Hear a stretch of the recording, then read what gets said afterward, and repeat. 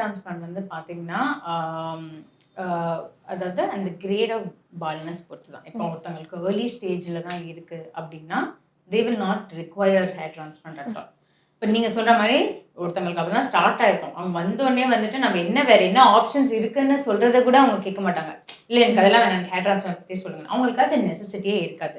But இதுவே ஒருத்தவங்களுக்கு ப்ரோக்ரெஸ்டா இருக்கு. அதாவது ஸ்டேஜ் 3, ஸ்டேஜ் 4 இருக்கு. இல்லாட்டி ஸ்டேஜ் 2லுமே வந்துட்டு பார்த்தீங்கன்னா, இந்த இடம் வந்துட்டு நல்லா இப்படி ஃபுல்லா டீப்பா உள்ள போயிருக்கு, ஏறி இருக்கு, நல்லா ஸ்கேல்ப் தெரியுது அப்படின்னா, தென் hair transplant is a choice.